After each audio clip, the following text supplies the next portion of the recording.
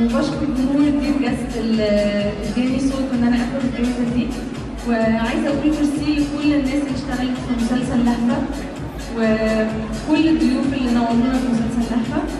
عايزه اشكر عيلتي كمان جدا جدا، بابي بالذات عشان هو يبقى جنبي في المسلسل.